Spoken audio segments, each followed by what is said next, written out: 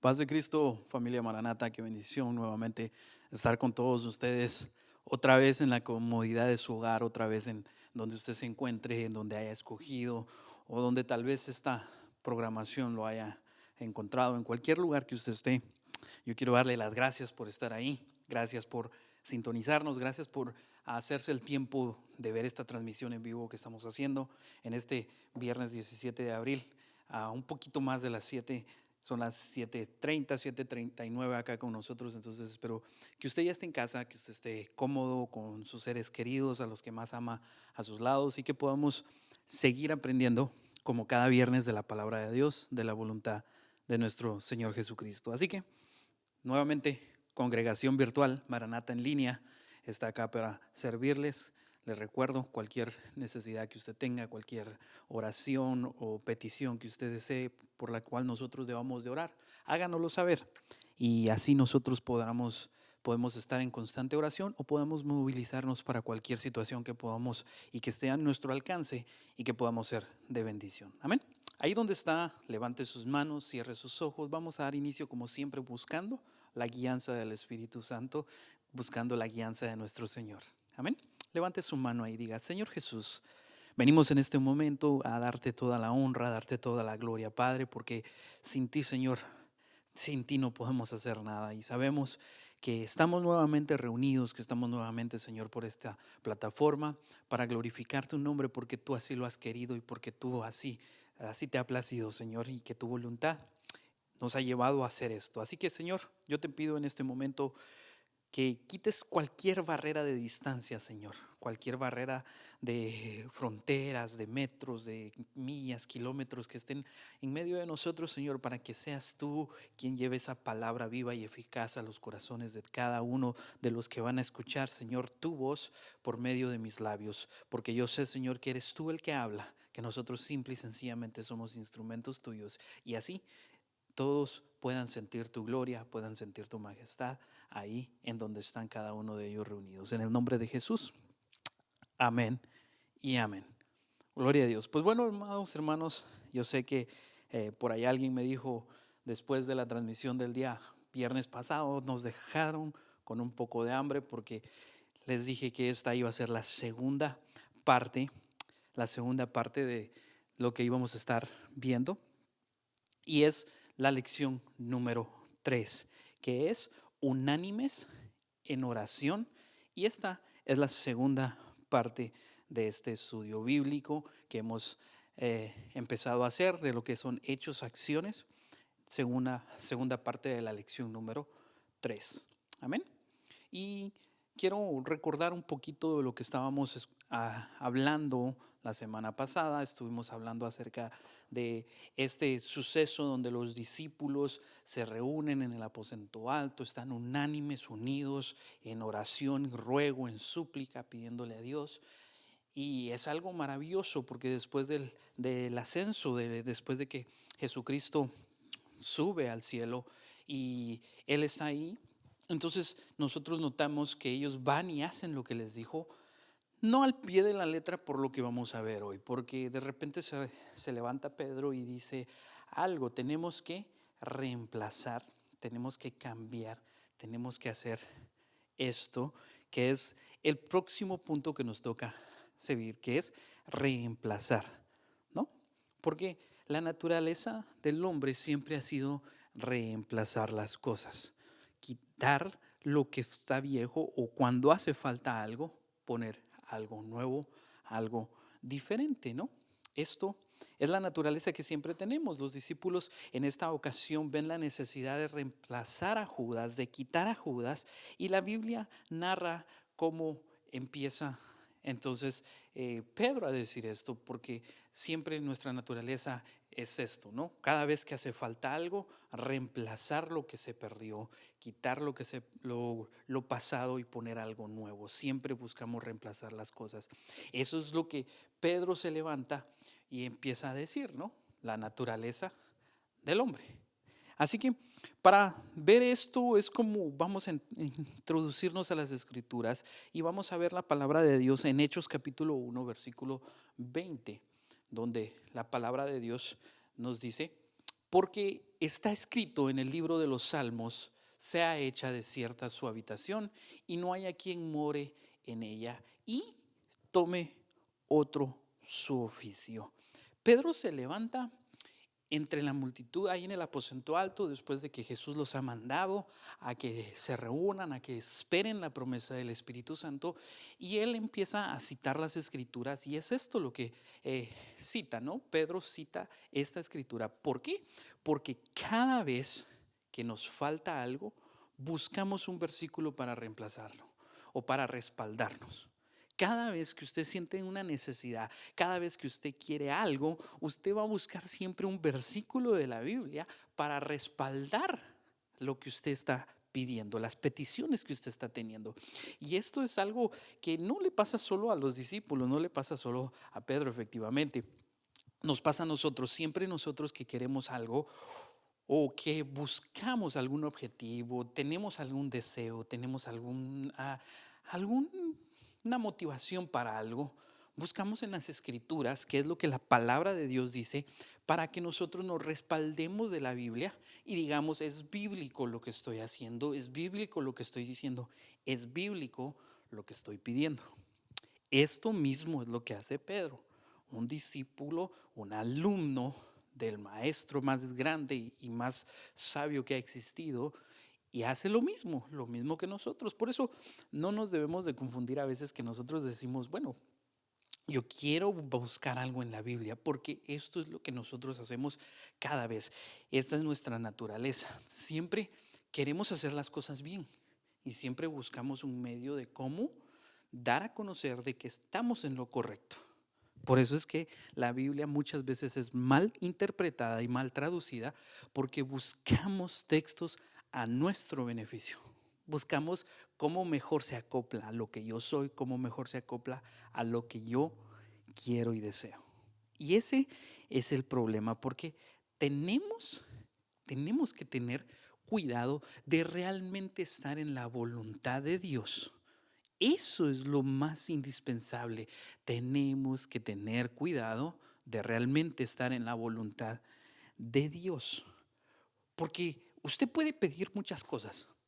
Yo se lo he predicado a la iglesia y de nuevo, cómo se extraña tener estas sillas que en este momento están vacías, cómo se extraña tenerlas llenas. Pero todo es porque la voluntad de Dios así lo ha querido. Y yo siempre he dicho, hermanos, tenemos que tener cuidado de que lo que pidamos esté bajo la voluntad de Dios, porque eso es lo principal, la oración. Y por eso estamos hablando de esta lección, unánimes en oración. Pero ¿cómo es que sí va a traer un buen resultado? Es cuando pedimos bajo la voluntad de Dios, bajo la cobertura de Dios. Mire lo que sigue pasando en Hechos capítulo 1, versículo 23 al 23 al 26. Hechos capítulo 1, versículo 23. Dice, y señalaron a dos, a José, llamado Barsabás, que tenía por sobrenombre Justo. Qué bonito sobrenombre, ¿no? Y a Matías. Versículo 24. Y orando, dijeron, tú, Señor, que conoces los corazones de todos, muestra cuál de estos dos has escogido. 25. Para que tome la parte de este ministerio y apostolado de que cayó Judas por transgresión, para irse a su propio lugar. 26. Y les echaron suertes, y la suerte cayó sobre Matías, y fue contado con los 11 apóstoles. ¿No? Es interesante, y si usted recuerda lo último más o menos que platicábamos en el último estudio del día viernes pasado que tuvimos, hablamos de que Judas siempre estuvo con Jesús. Él estaba ahí con él se mantenía siempre ahí. Y mire qué interesante que la Biblia dice que escogieron a dos. Hasta me llama la atención que uno de ellos era por sobrenombre Justo, ¿no? A veces nosotros nos gusta poner un poquito de sobrenombres a las personas, y en cierta ocasión yo me confundí y saludé a alguien acá con otro nombre, y pues fue cómico porque después les dije, bueno, Jesús cambiaba nombres también. A Simón le dijo Pedro, entonces yo hago lo que mi maestro hace, ¿no? Como una excusa de poner sobrenombres o apodos como los conocemos, pero que a alguien le digan el justo es porque tal vez él había hecho cosas para estar ahí entre esos dos. Pero lo interesante es que ellos dicen muestra cuál es escogido porque Judas cayó, cometió un error. Recalca ahí y es como Pedro está citando las escrituras. Primero dice, allá en Salmos dice que debemos de traer a otro a su lugar y ahora debemos de reemplazarlo. Entonces, eso es lo que ellos están haciendo. Esta escritura abre mucho porque, de nuevo, si bien es cierto que Pedro está respaldando con las escrituras, lo está haciendo en algo que ellos deseaban hacer, en algo que ellos estaban anhelando, que no fue lo que Dios les decía puntualmente que hicieran. Ellos estaban simple y sencillamente creyendo que estaban haciendo lo correcto, ¿no? Por algo, la palabra de Dios ya no describe nada acerca del ministerio de Matías. Entonces, vamos a ver que esto de reemplazar, cuando lo estudiamos más detenidamente, nos damos cuenta que efectivamente nos abre la pauta a ver ciertos puntos, o esto es lo que Dios trajo a mi corazón, que quiero compartir de parte de Él, estos primeros puntos. Lo primero que va a ser, entre todos buscan al sucesor de Judas. El primer punto es esto. Están buscando al sucesor de Judas. Están buscando quién reemplace el ministerio de Judas. El que supuestamente cayó, bueno, no supuestamente, sino el que cayó, el que ofendió a Dios, el que lo entregó, el que lo traicionó. Entonces, como uno no dio la talla, como alguien no logró sobrepasar los requisitos o estarse y permanecer en los requisitos, entonces hay que reemplazarlo. Él ya fue quitado y lo tenemos que reemplazar. Pero lo primero es esto, ellos buscan a ese sucesor. Lo buscan y empiezan a ver cómo es que podemos realmente traer a alguien. Y es el primer error que yo veo acá en la escritura. ¿Por qué el primer error? Recuerde que todo lo que está en la palabra de Dios nos trae una enseñanza.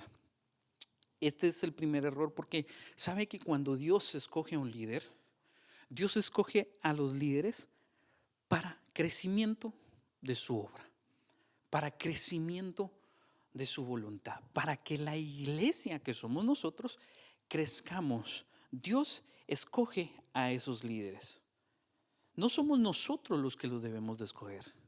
Qué bonito, hermano, y no tengo nada en contra de que hagamos votaciones y escojamos a alguien, pero el asunto es que en este momento Dios no escogió al sucesor, porque Dios es el que escoge a los líderes.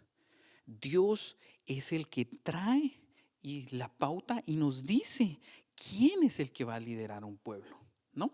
Cada vez que un líder es escogido es porque Dios lo ha puesto ahí. Y mire, Dios lo trae para crecimiento de su obra, sea bueno o sea malo.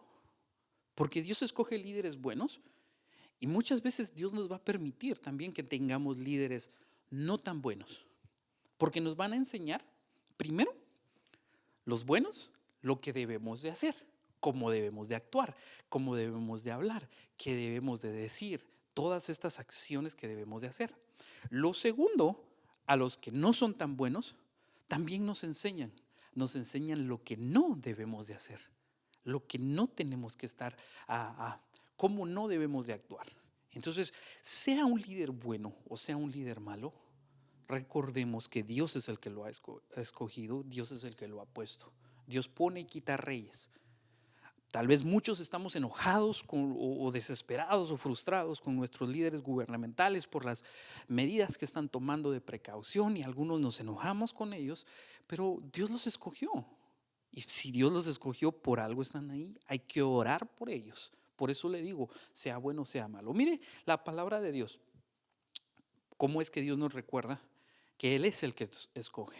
Primera carta a los Corintios, capítulo 1, versículo 25 al 29. ¿Amén? Primera de Corintios dice el capítulo 1, versículo 25, porque lo insensato de Dios es más sabio que los hombres y lo débil de Dios es más fuerte que los hombres. Mire lo que está diciendo. Pues mirad, hermanos, vuestra vocación, que no sois muchos sabios según la carne, ni muchos poderosos, ni muchos nobles. Está describiendo a la iglesia en general, ¿no? No somos ni muy sabios, ni muy nobles, ni muy poderosos. 27. Sino que lo necio del mundo escogió Dios para avergonzar a los sabios, y lo débil del mundo escogió Dios para avergonzar a lo fuerte. 28. Y lo vil del mundo y lo menospreciado escogió Dios, y lo que no es, para deshacer lo que es. El 29. A fin de que nadie se jacte en su presencia. Así que es Dios el que nos escoge, a fin de que nadie se jacte en su presencia.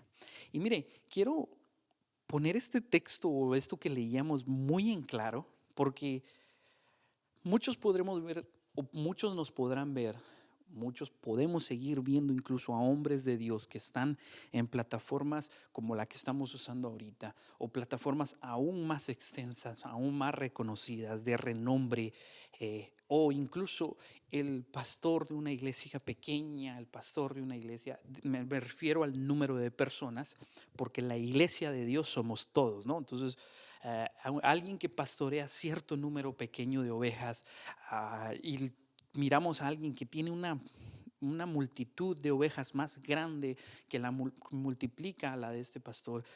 Y a veces nosotros no nos ponemos a pensar de que Dios fue el que escogió tanto al que dirige miles o cientos o decenas o centenas, como al que dirige unos cuantos, 12, 20, 40, 50.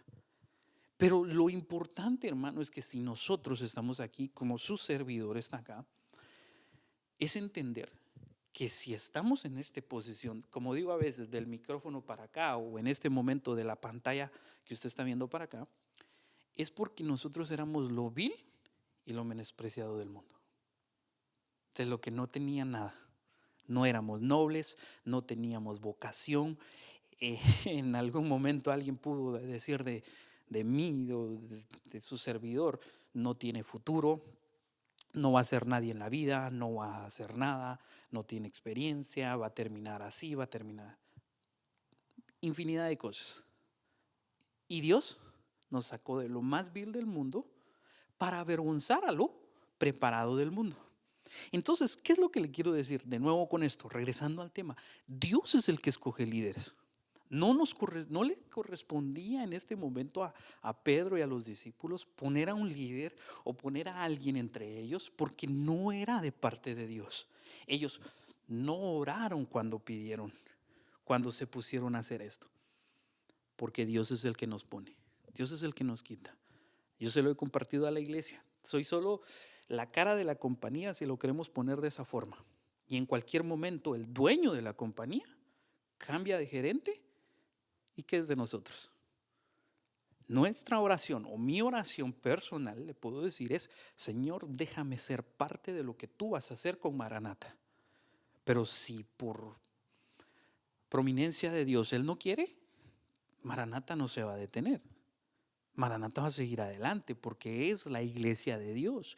Como todas las iglesias, el pueblo de Dios es grandísimo y vamos a seguir adelante. Así nos cierren iglesias, así no nos dejen traer gente acá. Vamos a seguir predicando porque la obra de Dios va a seguir. El dueño de la compañía no va a permitir que nada pase en donde se detenga la palabra de Dios. Pero si nosotros estamos acá, no tenemos nuestro lugar asegurado, porque de lo vil y de lo menospreciado nos sacó Dios y nos puso como líderes.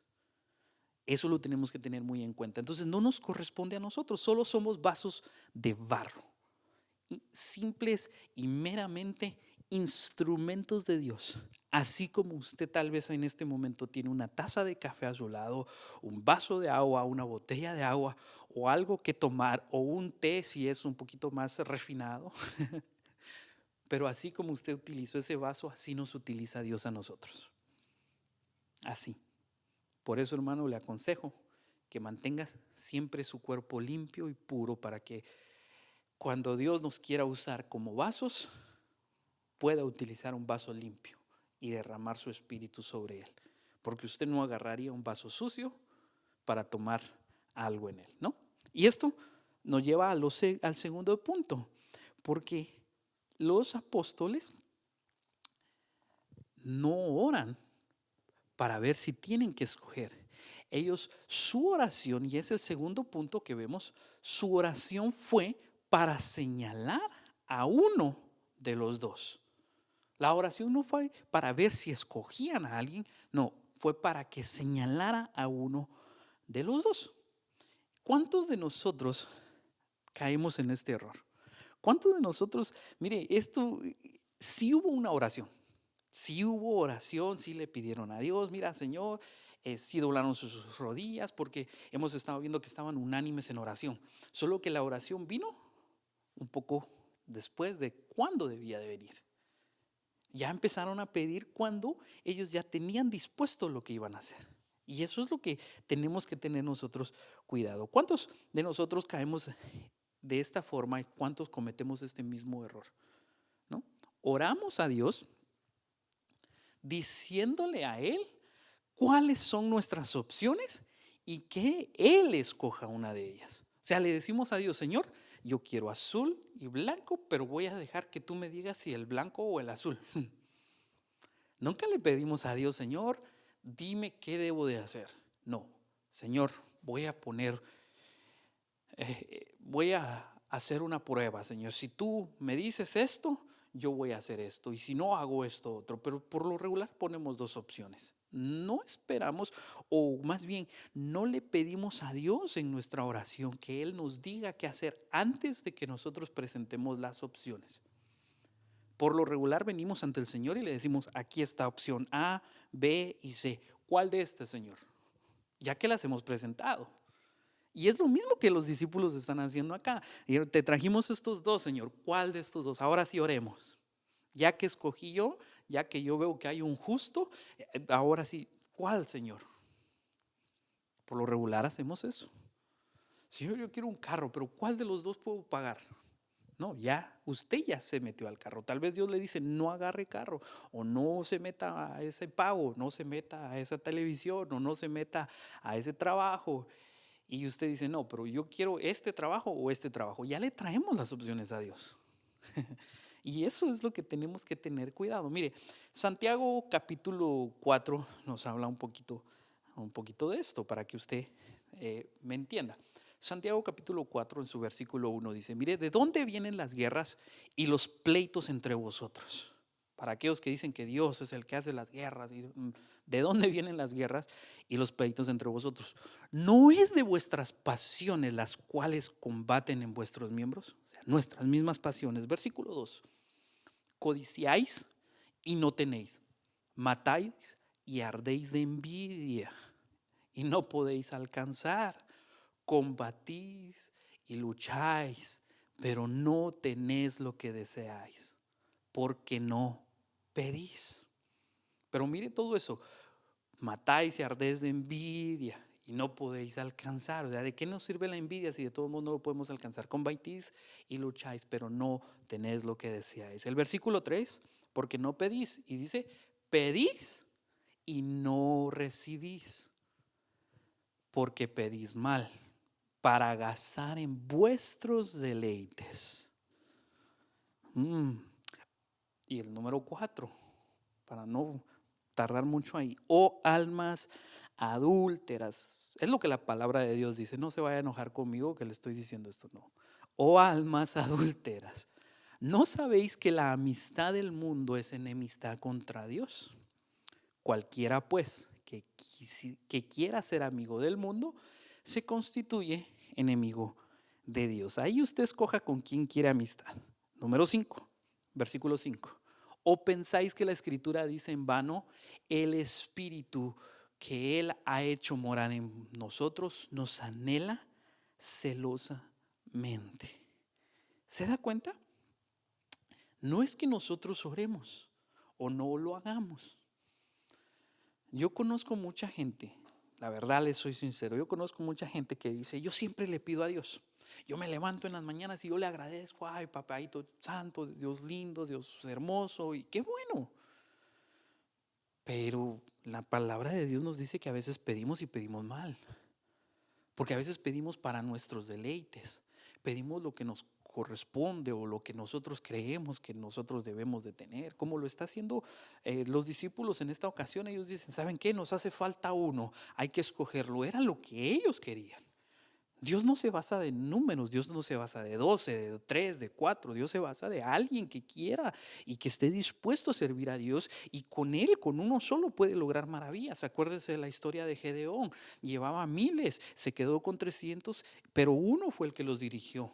Aquellos 4 leprosos que salen en contra del campamento, y el campamento enemigo escucha que viene un ejército y dejan vacío el campamento, y luego de tener situada a la ciudad de Dios, el campamento deja toda comida y de todo ahí con 4 leprosos. Entonces, ¿qué es lo que le digo? Dios siempre nos va a dar lo necesario para que hagamos su voluntad. Dios siempre va a dar lo necesario para hacer su voluntad. Y al buscar su reino, Él añadirá todo lo demás, lo que haga falta. No se preocupe, no se agobie con las necesidades que esté pasando. Yo sé, si acá en esta parte del mundo, si acá en Estados Unidos estamos pasando momentos angustiosos, sé y conozco de gente que está pasándola mucho más afligida en otros países. Pero yo considero que Dios nos va a dar lo suficiente para hacer su voluntad, y cuando hagamos su voluntad, entonces Él va a empezar a añadir lo que necesitamos, va a añadir lo que deseamos y nos va a empezar a hacer todo esto. Tenemos que tener cuidado de la forma en que pedimos, ¿no? Mire, lo tercero que miro acá, alguien que tome parte de este ministerio porque uno cayó. Siempre buscamos, como lo comentaba antes, siempre buscamos que si hace falta algo, ¿con qué lo logramos cubrir? ¿Con qué logramos hacerlo?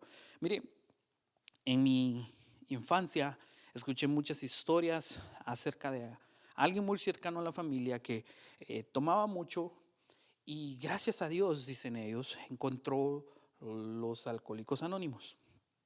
No estoy hablando mal de nadie, solo es algo que yo vi en mi infancia.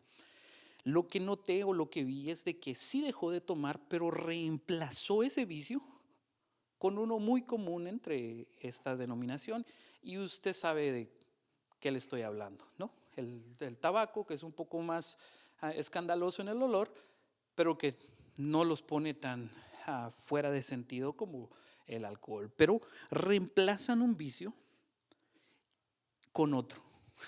Siempre buscamos el reemplazar. Si alguien cayó, busquemos a alguien más. Si alguien hace falta, ¿quién lo va a cubrir? Si no tengo algo, ¿de qué forma lo voy a cubrir? O sea, siempre buscamos complacer nuestros deseos. Siempre estamos pidiendo, siempre le decimos a Dios, Señor, yo ya quiero que me lo des, yo ya quiero tenerlo, y siempre buscamos reemplazar lo que nos hace falta, reemplazar lo que perdimos con algo. Tenemos que tener cuidado con eso, porque a veces Dios va a tomar su tiempo y Dios se va a tardar en hablar porque ya nos dijo qué hacer. A veces estoy, Señor, me hace falta, Señor, no tengo. Ya te dijo qué hacer. Es lo que les decía. En cierta forma, los discípulos cometen un error porque ellos están haciendo lo que Dios les dijo. Les dijo, vayan, esperen la promesa del Espíritu Santo, quédense quietos, no salgan de ahí. Así como nos han dicho a nosotros, quédese en casa, si no tiene nada que salir a hacer, ¿por qué sale? ¿No? Los que tenemos necesidad tal vez de trabajar, o alguna necesidad que necesitamos algo, o nosotros que venimos a ser de bendición para quienes nos escuchan, salimos solo cuando es realmente necesario, pero quédese en casa, ¿no? Ya nos dijeron qué hacer. Lo mismo Jesús les dice, vayan, quédense en casa, no salgan, oren, pidan a Dios. Entonces, tal vez ellos sintieron en la desesperación de tardar y que estamos esperando, ¿qué va a pasar? Ellos tratan de adelantársele a Dios, tratan de estar haciendo algo en el ministerio, algo que Dios no les dijo. Mire, debemos de tratar, o más bien dicho, no tratemos de adelantarnos a Dios. No trate de ganarle en los pensamientos a Dios. No trate de ayudar a Dios. Porque eso es lo que están haciendo los discípulos. Señor, mira, nos hace falta uno porque te entregó, porque cayó. Hay que traer a alguien que tome su lugar. Traigamos a esta persona. No nos adelantemos a Dios. No tratemos de ayudar a Dios. Mire, la Biblia está descrita de estas enseñanzas para que nosotros aprendamos a no cometer el error de adelantarnos. Porque le pongo un par de ejemplos. Génesis capítulo 16, versículo 2 y versículo 4. Génesis capítulo 16, versículo 2 dice, mire, dijo entonces Sarai y Abraham, ya ves que Jehová me ha hecho estéril, y te ruego pues que te llegues a mi sierva, quizá tendré hijos de ella. Y atendió a Abraham al ruego de Sarai. Para que recuerde un poco esta historia, Dios ya se le había presentado a Abraham. Él le dijo que iba a tener una descendencia enorme, que iba a ser el padre de naciones. De hecho, después de estas escrituras le cambia el nombre de Abraham a Abraham, y a Sarai le cambia a Sara, y es el padre de la fe, ¿no? Pero Sarai en la desesperación le dice, ya me hizo estéril, mira, mejor llégate a mi sierva. Y el versículo 4 dice, y él se llegó a Agar, la cual concibió, y cuando vio que había concebido, miraba con desprecio a su señora. La misma que le dijo a Abraham, acuéstate con mi sierva, después estaba siendo despreciada porque hizo algo que no estaba en la voluntad de Dios. Algo que Dios no le dijo que hiciera porque se adelantó. Le dijo, mira, llégate a mi sierva y entonces así vamos a poder tener hijos y vas a poder tener una descendencia. Y usted tal vez conoce la historia, pero mire lo que dice el versículo 4. Empezaron a tener desprecio hacia Sarai, la que había dado la idea, la que era parte de la promesa, la que era de ese linaje. Y sabemos, y si usted conoce un poco de Biblia, usted sabe que hasta el día de hoy Ismael es el que ha provocado muchas guerras. O sea, esa descendencia de Agar, algo que se le adelantaron a Dios, que trataron de ayudar, fue lo que vino a traer un montón de sufrimiento después a los hijos de Israel. No debemos adelantarnos a Dios. Si Dios no nos ha dicho que hagamos algo, no tratemos de ayudar, no tratemos de hacer más en el ministerio porque tengo algo que hacer. Si no tiene que hacer en el ministerio, póngase a orar, que eso fue lo que Dios nos dijo que hiciéramos, oración sin cesar en todo momento. Y el número 4, que es un poquito más interesante de lo que vamos a ver, echaron suertes sobre ellos. Echaron suertes. Y esto de echaron suertes, usted se preguntará qué es. Y muchos de los que les gusta tal vez en cierta forma algún juego de esos que depende de la suerte, decimos, dirá, bueno, aquí tenemos una escritura que nos respalda, porque acostumbramos a hacer eso, ya lo vimos, no acostumbramos a buscar una escritura que nos respalde. Los discípulos echaron suertes, ¿por qué nosotros no? Entonces juguemos a los dados, juguemos a esto. Y quiero aclarar esto porque mucha gente tal vez nosotros no lo vemos mucho y pasamos de largo esto, pero por algo Dios dijo, esto hay que hablarlo un poquito, ¿no? ¿Por qué? ¿De dónde viene esto de echar suertes? Mire, voy a regresar un poquito a hablarle acerca del Antiguo Testamento como lo conocemos, las escrituras que están antes del nacimiento de Jesucristo, que se habló por profetas, por medio de profetas al pueblo de Israel, y se les estuvo enseñando y diciendo por medio de profetas. Dios mismo da instrucciones a los profetas, a los sacerdotes más bien, a los sacerdotes de que tenían que echar suertes en ciertos momentos, en ciertas situaciones. No voy a abarcar mucho esto, pero hay un montón de escrituras que podríamos ver. Solo voy a poner unas 2, 3 que nos van a abrir un poco la pauta, empezando por Levítico capítulo 16, versículo 8. Amén. Y dice, mire, y echará suertes a Aarón sobre los 2 machos cabríos, una suerte por Jehová y otra suerte por Azazel, ¿no? Luego podemos ver de esta escritura esto, echaron suertes.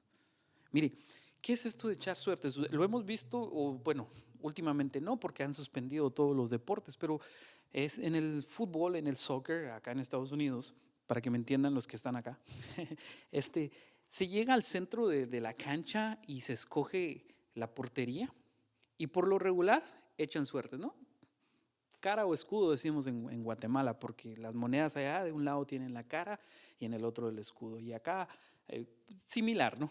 Entonces, un lado es para ellos, el otro lado es para... Eso es echar suertes. Entonces, eso le está diciendo Dios que haga a Aarón. Mire, Primera de Crónicas, porque yo sé que algunos están así como que, ¿qué nos está diciendo? Primera de Crónicas 24:31. Dice, estos también echaron suertes como sus hermanos a los hijos de Aarón delante del rey David y de Sadoc y de Ahimelech y de los jefes de las casas paternas de los sacerdotes y levitas, el principal de los padres igualmente que el menor de sus hermanos. ¿Qué le estoy diciendo con todo esto? El echar suertes era algo que se utilizaba en el pueblo de Israel. Era muy común entre ellos, algo que incluso Dios les dio instrucciones cómo hacerlo.